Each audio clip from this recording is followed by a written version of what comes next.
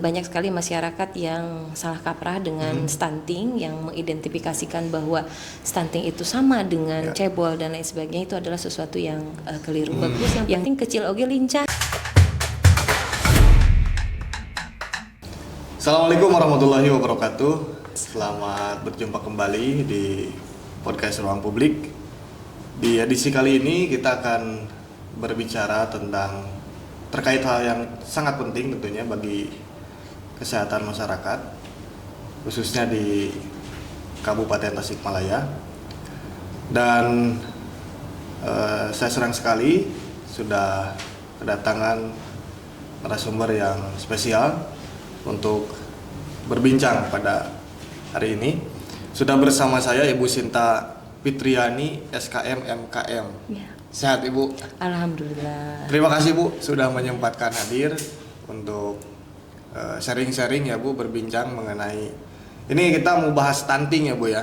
Ya. Nah sebelumnya barangkali masih ada masyarakat yang belum terlalu paham mengenai stunting ini Bu. Bisa dijelaskan mungkin stunting itu apa gitu Bu? Iya. Terima kasih, izin saya menjelaskan terkait dengan stunting. Memang stunting ini kalau di masyarakat yang lebih familiar barangkali ya, bahasa yang sangat mungkin masyarakat bisa mudah pahami adalah bagaimana tinggi badan tidak sesuai dengan usia. Okay. Gitu, seperti itu yang paling mudah untuk bisa dipahami oleh masyarakat, karena banyak sekali masyarakat yang menolak ketika dikatakan stunting, tapi lebih menerima ketika disebutkan tinggi badannya tidak sesuai dengan usianya. Padahal eta keneh Sami-sami wae, Bu. sama-sama aja seperti itu. Iya. Oke. Yang menjadi penyebab dari stunting ini, faktor utamanya apa Bu? Yang mungkin harus diluruskan terlebih dahulu, barangkali mungkin banyak sekali masyarakat yang salah kaprah dengan stunting, yang mengidentifikasikan bahwa stunting itu sama dengan cebol dan lain sebagainya. Itu adalah sesuatu yang keliru. Yang jelas stunting itu adalah gagal tumbuh. Ya, gagal tumbuh dengan dipengaruhi oleh berbagai faktor. Salah satunya adalah asupan nutrisi yang memang tidak memadai. Ya, di samping itu juga ada pola pengasuhan yang salah, terutama ketika seorang ibu tidak atau keluarga tidak mencukupi kebutuhan psikososial pada anak, tidak melakukan stimulasi dan lain sebagainya. Selain itu juga faktor yang menyebabkan stunting itu adalah penyakit infeksi yang berulang. Infeksi di mana Bu? Infeksi yang berulang itu yang paling banyak terjadi pada anak usia balita. Itu adalah seperti ISPA, batuk pilek yang berulang, kemudian diare yang berulang, atau penyakit-penyakit menular lainnya yang justru keberadaannya dapat mengganggu pertumbuhan pada si balita. Nah, selain itu banyak sekali faktor yang bisa turut berpengaruh. Ada dengan kondisi sanitasi lingkungan. Salah satunya adalah ketersediaan air bersih.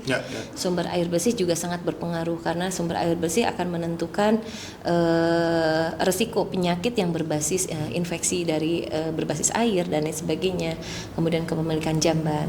Ada beberapa riset yang pernah kami lakukan khususnya di daerah Kabupaten Tasikmalaya. Justru faktor yang berhubungan dengan kejadian stunting ini yang paling cukup tinggi adalah perilaku merokok di dalam rumah. Jadi si balita itu tumbuh dengan keluarga yang merokok di dalam rumah. Kemudian kepemilikan JKN, kelengkapan imunisasi. Jadi banyak sekali faktor yang memang mendukung terhadap terjadinya resiko stunting. Seperti itu. Berarti kalau secara ciri-ciri dulu deh Bu, ciri-ciri yang terkena atau ya terkena mungkin ya disebutnya terkena stunting. Yang pasti adalah tinggi badannya tidak sesuai dengan usianya. Ya paling mudah kita bisa lihat di tabel ya, yang dalam hal ini adalah tabel pengukuran untuk usia dengan jenis kelamin tertentu, tinggi badannya harusnya sekian.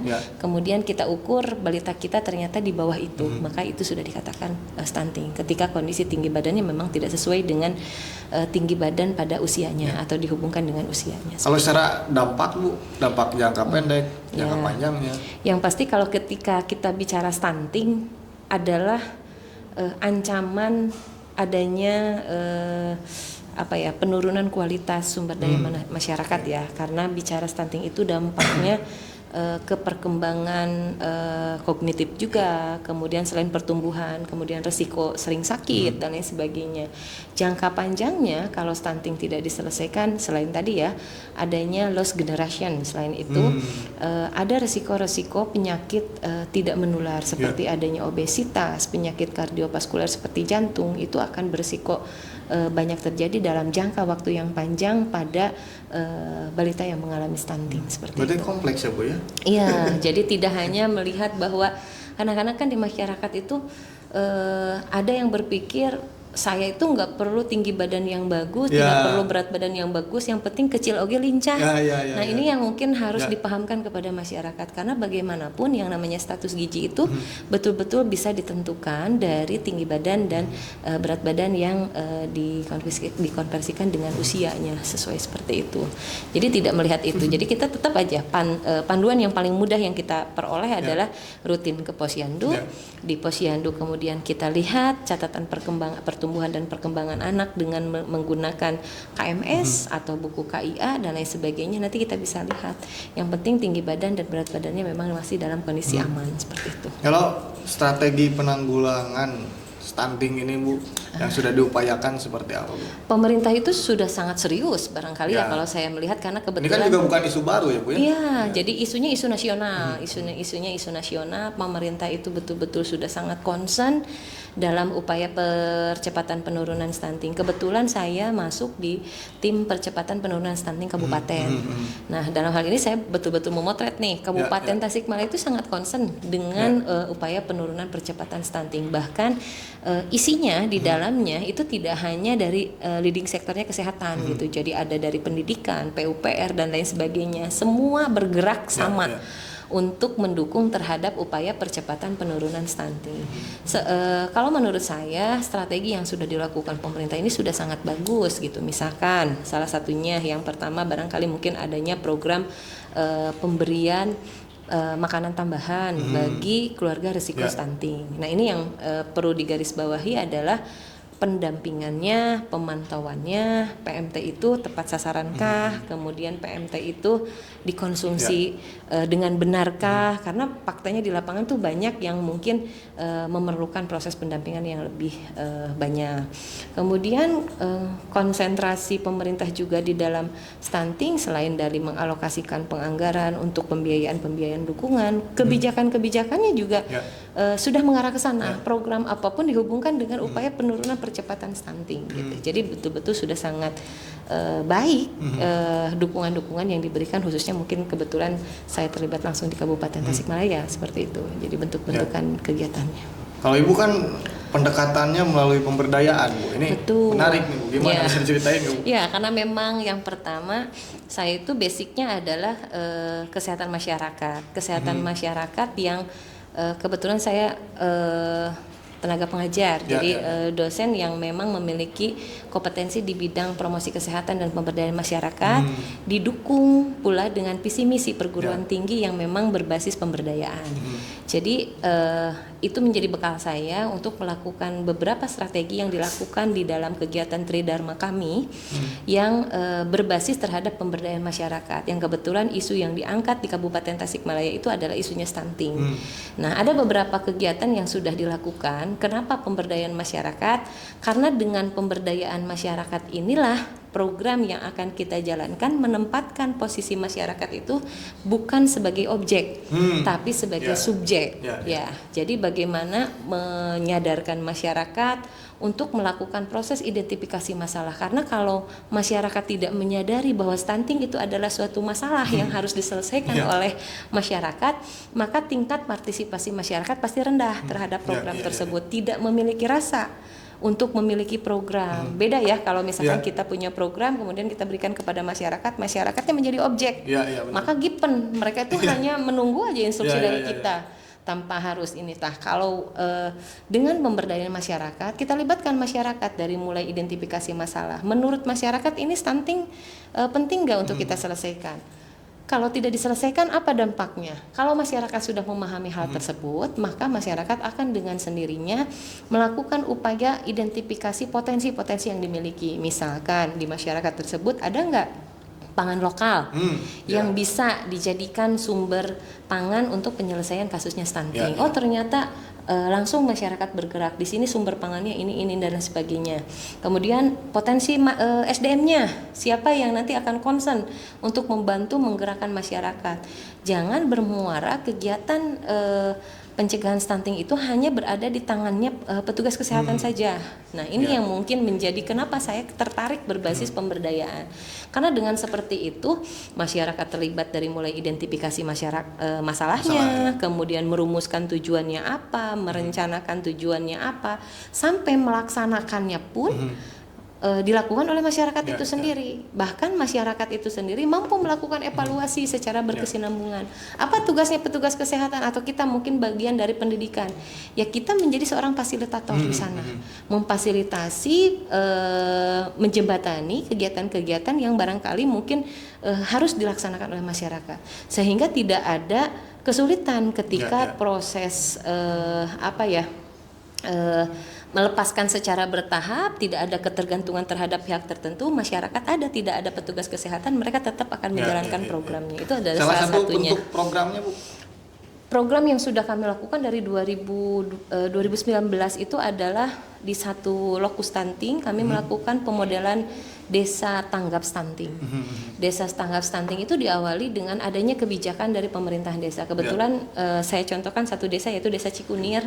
Itu adalah desa binaan kami dan memang lokasi kami berada di wilayah Desa Cikunir gitu. Sehingga desa itu dijadikan role model barangkali untuk menghadirkan masyarakat membentuk desa tanggap stunting diawali dengan adanya kebijakan. Kepala desa membuat sebuah kebijakan bahwa program stunting menjadi program prioritasnya masyarakat Desa Cikunir dengan misalkan mengalokasikan pendanaan, ada pendanaan PMT, ada pendanaan alokasi dana desa itu untuk perbaikan sarana posyandu, pemenuhan kebutuhan sarana prasarana posyandunya, kemudian adanya alokasi pendanaan untuk peningkatan kapasitas kadernya dan lain sebagainya. Itu betul-betul konsentrasi ada di kebijakan yang dikeluarkan oleh Bapak Kepala Desanya. Dan sampai saat ini alhamdulillah setiap tahun desa tersebut mengalokasikan untuk pendanaan percepatan penurunan stunting. Itu konsisten.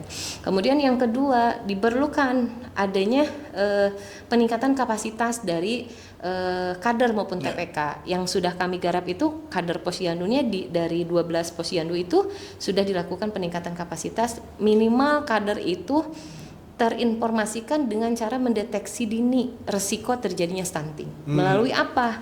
Teknik pengukuran tinggi badan dan berat badan yang benar. Nah ini yang terjadi di kami adalah ketika kami lakukan peningkatan kapasitas tersebut, bulan berikutnya kasusnya menjadi meningkat karena keterampilannya sudah terlatih. Tapi kan tidak hanya sekedar dengan angka. Nah, makanya kami bekali dengan adanya peningkatan kapasitas berupa kemampuan kader untuk melakukan konseling terhadap keluarga resiko. Dia melakukan pendampingan. Bahkan di 2023-2024 konsentrasi kami ditambah tidak hanya kader, kami melakukan peningkatan kapasitas kepada TPK. TPK itu adalah tim pendamping keluarga.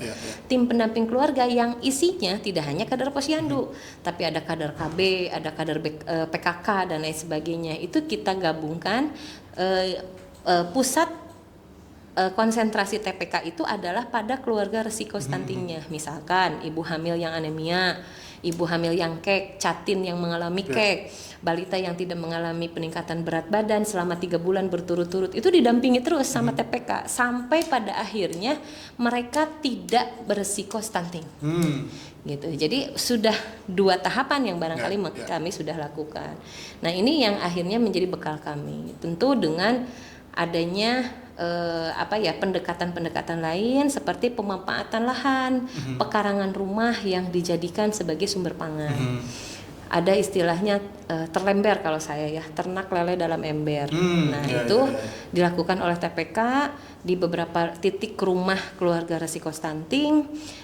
Dan lele itu dijadikan sebagai sumber pangannya. Dan itu efektif, Bu ya? Efektif karena dengan diberikan asupan lele, karena lele itu selain proteinnya cukup tinggi juga mengandung kalsium, juga mengandung zat besi dan lain sebagainya. Di atasnya itu ada tanaman hidroponik kangkung. Jadi dua-duanya itu menjadi Ya. sumber gizinya pada masyarakat. Nah, tidak berhenti di sana karena TPK itu diberikan tugas, salah satunya adalah menyediakan PMT. PMT pangan lokal. Ya TPK yang bisa masak mungkin asal masak aja ya Iya, seperti iya, itu. iya. Tapi kan di sini tidak. Kita coba bekali TPK yang bisa masak itu, kita bekali dengan komposisi nutrisi yang mana yang baik untuk usia-usia yang diberikan PMT. Misalkan yang diberikan PMT itu adalah usia kurang dari 2 tahun, maka nanti disesuaikan kebutuhannya, pemenuhan kebutuhan gizi. Kalau prinsip yang paling mudah itu adalah 2 butir telur sehari dan 2 susu kotak sehari, itu cukup bisa mencegah risiko stunting. Ya. Sudah cukup sebenarnya dengan itu. Tapi kan TPK bisa mengembangkan, misalkan golongan ikan, kita akan bikin apa? Yang sudah kami lakukan adalah melakukan pelatihan pengolahan bahan makanan lokal untuk pemenuhan kebutuhan PMT itu dengan menghasilkan sosis lele. Itu dilakukan oleh seorang TPK yang ada di wilayah Desa Cikunir. Dia menghasilkan sosis lele yang kemudian sosis lelenya diuji rasakan kepada anak-anak balita yang ada, yang mungkin tidak hanya dipakai sebagai lauknya makanan tapi juga dipakai sebagai kudapan, cemilan-cemilannya. Nah, ternyata cukup diterima oleh sasaran, karena kan kalau kita asongkan kepada anak-anak itu berupa lele pasti tidak akan Tidak cukup semuanya, diminati, tidak semua anak menyukai itu. Tapi kalau sudah dikemas serapih mungkin, lelenya dibuat dalam bentuk sosis, anak tidak akan mengira itu adalah berbahan dasar dari ikan lele. Padahal kenapa ikan lele? Ikan lele itu kan harganya murah ya. Daya belinya mungkin tidak seperti ikan-ikan yang lainnya, sehingga bisa memanfaatkan dengan kondisi sosial ekonomi yang menengah ke bawah pun masih tetap bisa mengkonsumsi berbasis protein hewani. Banyak sekali yang memang sudah kami lakukan, karena memang kebetulan Stikesers Pati itu concern di pemberdayaan masyarakat di bidang percepatan penurunan stunting itu sudah sejak 2019 sampai saat ini. Alhamdulillah kita masih berfokus, karena pemberdayaan masyarakat itu tiada akhirnya. Iya, betul. Sulit tiada akhirnya. Hanya saja ketika kami sudah mengintervensi satu desa, kebetulan kita sedang memegang 3 desa. Yang satu desa alhamdulillah sudah bebas, tidak ada angka stunting lagi di desa Sukamulya. Sudah maksudnya tidak melebihi dari target yang sudah ditetapkan. Nah, yang 2 ini masih dalam proses pendampingan gitu. Lumayan Bu ya, cukup panjang perjalanannya. Ya, perjalanannya panjang. Kemudian alhamdulillah banyak sekali mitra yang mau bergabung. Kebetulan selama kami mungkin concern di pemberdayaan masyarakat, ada satu dari pihak swasta yang bergabung dengan kami, yaitu Indofood. PT Indofood dengan menyediakan pemberian MPASI fortifikasi, tapi diolah dengan pangan lokal yang diintervensikan di 2 desa, dan sekarang ditambah lagi dengan 2 desa. Itu diintervensikan selama 90 hari. Dan alhamdulillah ternyata hasil risetnya menunjukkan terjadinya peningkatan berat badan dan tinggi badan pada balita yang memang sudah mendapatkan intervensi tersebut. Artinya penanganan stunting ini adalah kerja bersama, kerja kolektif. Betul, gitu ya? Semua unsur harus memang terlibat, karena kalau bicara stunting itu, kalau kita lihat dari faktornya, contoh misalkan hampir sebagian besar yang mengalami stunting itu terlahir dari pernikahan usia dini. Terlahir dari pernikahan usia dini, si ibunya anemia, si ibunya kek, kan kompleks ya masalahnya. Pernikahan dini kan urusannya tidak hanya di aspek kesehatan saja. Barangkali kita perlu menggandeng Kementerian Agama. Bagaimana pematangan usia pernikahan, pendampingan sebelum pernikahan, atau kalau yang sedang diinisiasi oleh kami itu, kita akan buka kelas calon pengantin. Jadi calon pengantin itu betul-betul dibekali dari informasinya, bagaimana kalau misalkan menikah di usia kurang dari 20 tahun, masih kurang 20 tahun harus menunda dulu kehamilan, karena resiko yang akan terjadi adalah terjadinya kompetitif. Masa pertumbuhan, si ibu lagi masih kena masa pertumbuhan 20 tahun teh harus hamil, nutrisi yang masuk terjadi kompetisi untuk penyerapannya. Ya ibunya pertumbuhan, ya si anak pertumbuhan, yang pasti anak akan kalah kan dengan ibunya. Itu barangkali yang perlu kita gandeng. Aspek pendidikan juga sama, pendidikan juga harus kita gandeng, karena ketika berbicara pendidikan ada kurikulum yang mungkin berfokus terhadap tadi penyiapan si anak untuk menghadapi kalau remaja barangkali ya, menghadapi usia pernikahan. Kalau misalkan pendidikannya usia dini, diselipkan informasi-informasi dari sekolah terkait dengan pemenuhan kebutuhan gizi, kemudian pencegahan penyakit, itu barangkali bisa dilakukan. Jadi sangat banyak sekali yang tentunya bisa terlibat seperti itu. Kalau sejauh ini Bu, kesulitan mungkin Bu dan melihat tingkat partisipasi masyarakat dari hari ke hari seperti apa terkait program-program tadi?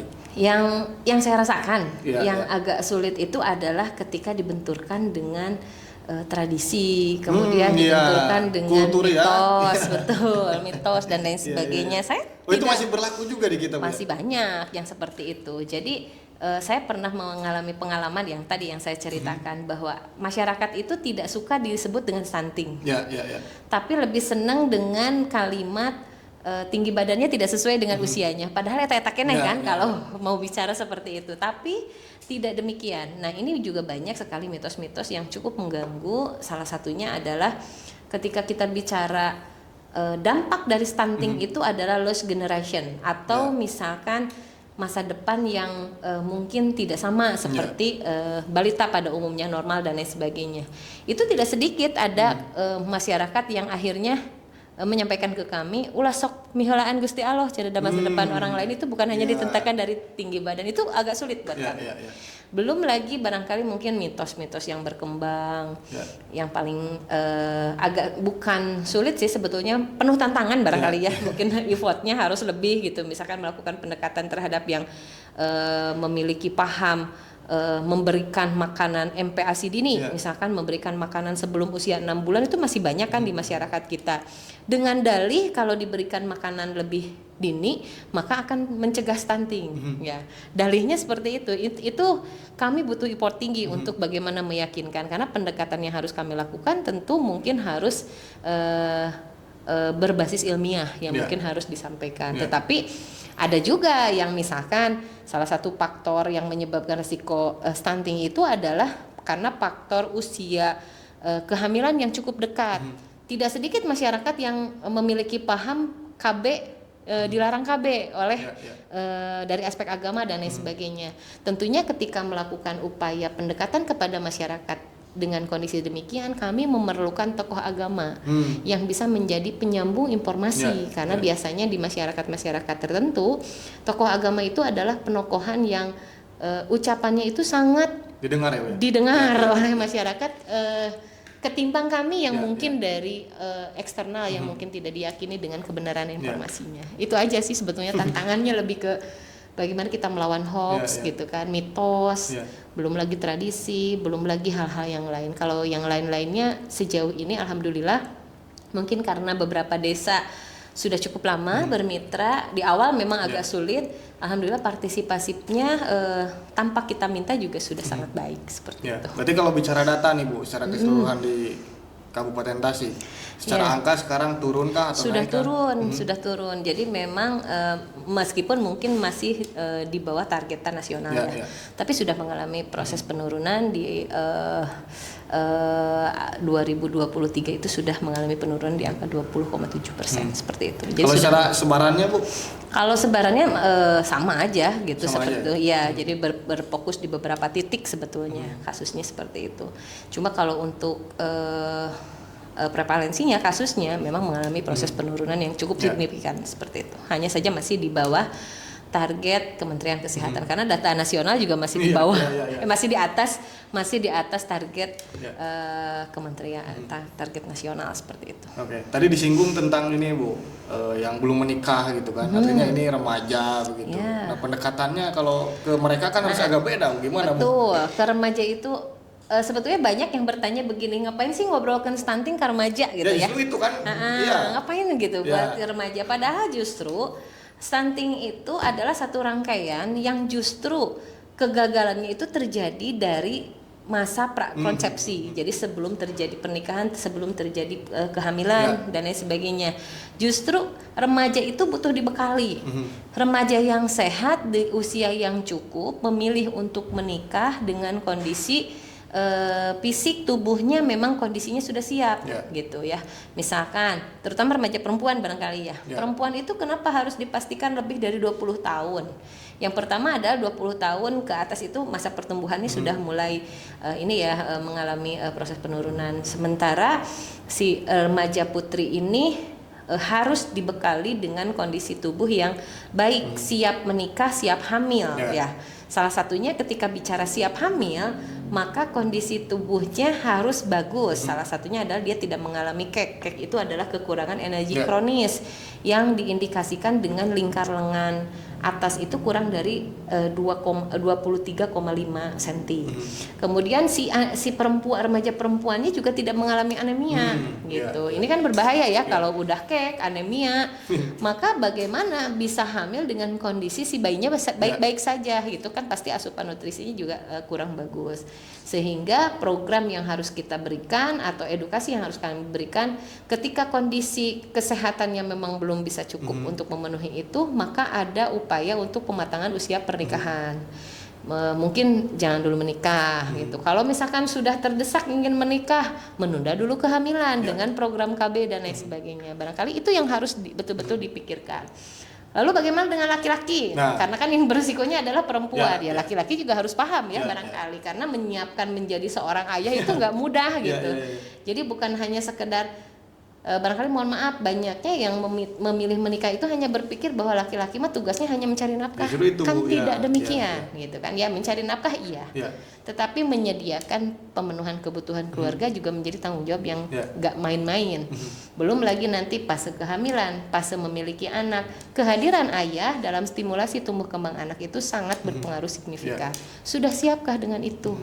Sehingga mungkin perlu kami sampaikan bahwa ayo laki-laki jangan modal sudah bekerja pasti langsung nikah begini-begini, enggak, tapi siapkan dulu ya kesiapannya dari aspek fisik maupun psikologisnya juga mungkin harus disiapkan, karena menjadi seorang ayah itu bicara tanggung jawab pemenuhan kebutuhan asupan nutrisi juga menjadi tanggung jawab seorang ayah, pemenuhan hak kesehatannya juga menjadi tanggung jawab seorang ayah, dan menghadirkan diri dalam proses tumbuh kembang anak untuk melakukan stimulasi psikososialnya. Itu juga mungkin penting untuk bisa dilakukan.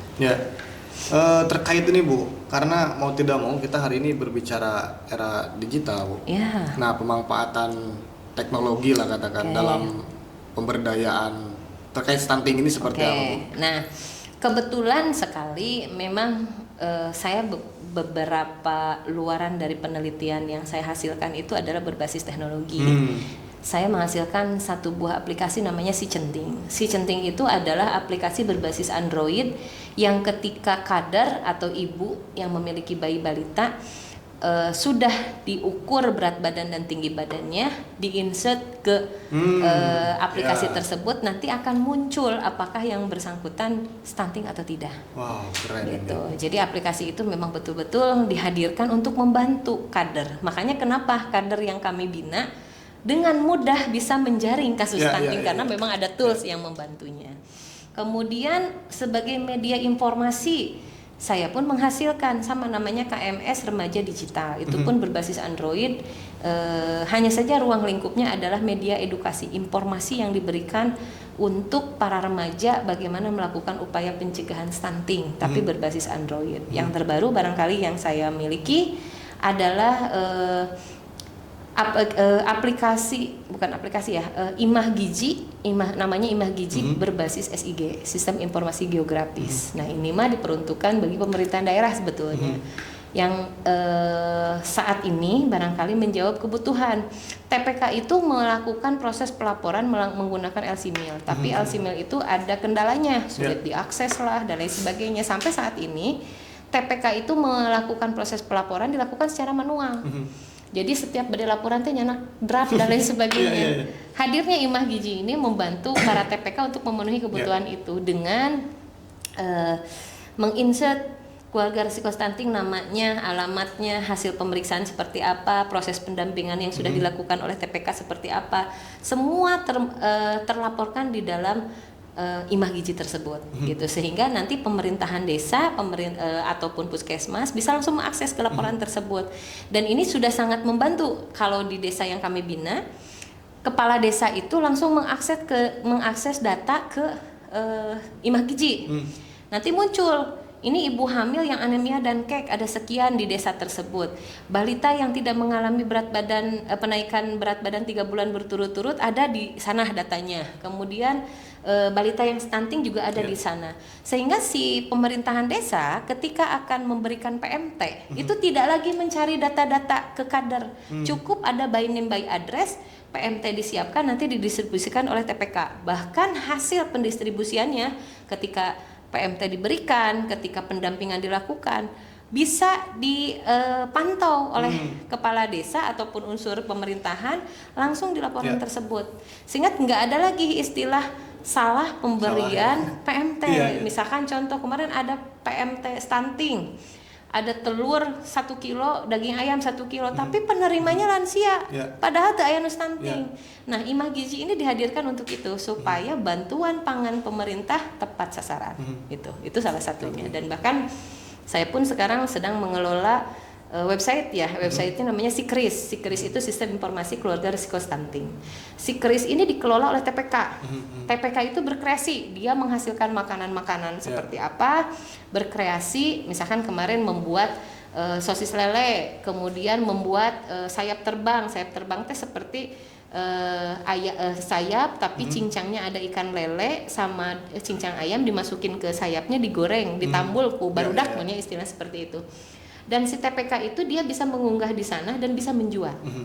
Itu jadi bisa jualan, sehingga mungkin kewirausahaannya ada, perbaikan ekonominya ada, penyelesaian stuntingnya juga tetap ada. Menarik itu seperti itu barangkali yang sudah dilakukan. Barangkali kalau dari hasil riset yang saya lakukan, ada beberapa inovasi yang sudah dihasilkan seperti itu. Masih berbicara digital, Bu. Mau tidak mau kan ketika berbicara media sosial, dan masyarakat secara umum pun masih ada dalam ancaman hoax begitu, Bu. Nah, ini bagaimana nih upaya Ibu agar, karena saya juga beberapa kali sempat menemukan konten konten stunting yang pada akhirnya nemu di artikel ternyata itu hoax gitu, Bu. Iya, betul. Kalau dulu zaman era Covid itu ada satu aplikasi namanya Hoax atau Fakta. Sehingga ketika semua informasi yang masuk itu bisa langsung dilakukan pengecekan. Kalau itu hoax maka akan muncul hoax. Ya barangkali mungkin dengan derasnya informasi dan memang sulit dikendalikan. Informasi itu sulit dikendalikan, apalagi kalau misalkan masyarakat yang kalau menerima WA langsung diteruskan tanpa harus disaring dan lain sebagainya.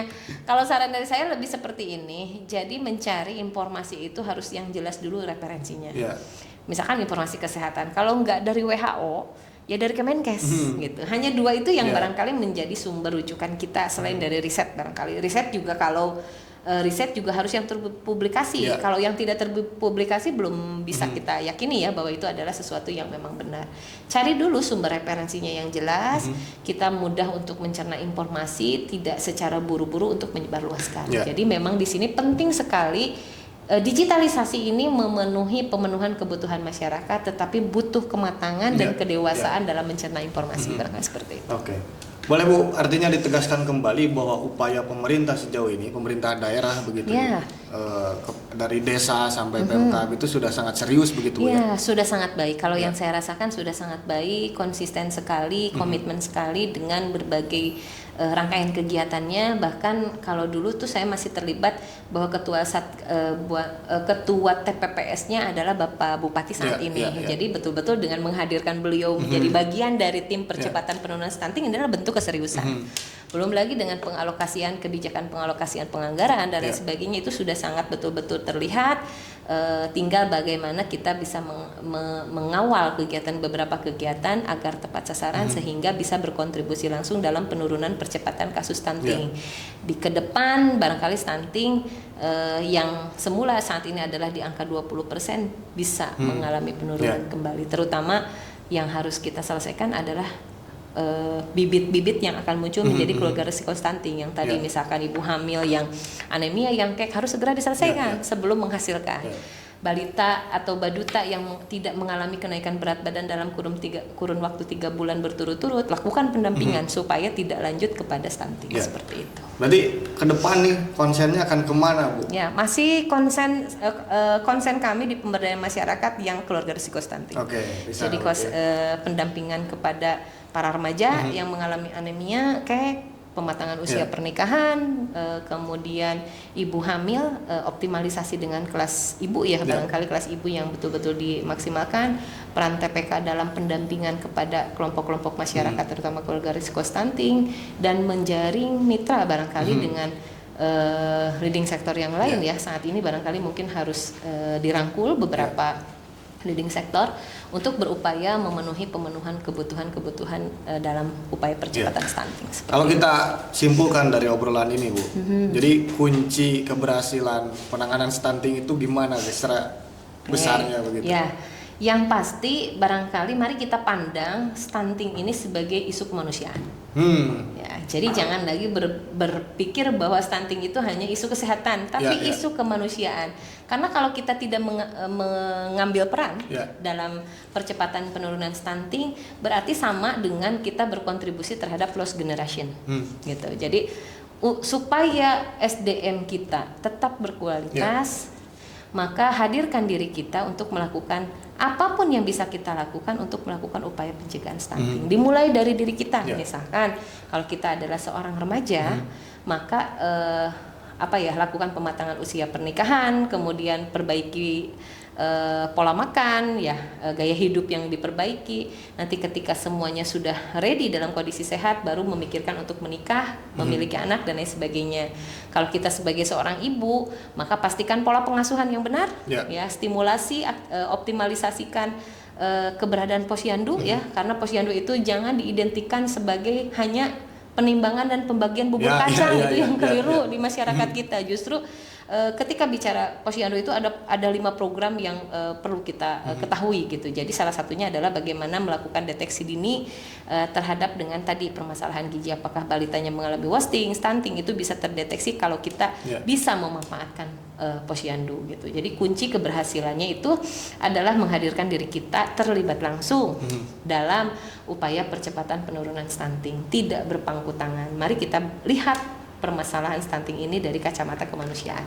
Kalau kita di posisi generasi selanjutnya yang nanti terancam menjadi lost generation, bagaimana gitu kan. Nah, dari sana barangkali mungkin ketertarikan saya hadir karena saya juga punya anak gitu. Barangkali itu yang harus dipikirkan, bagaimana generasi kita ke depan.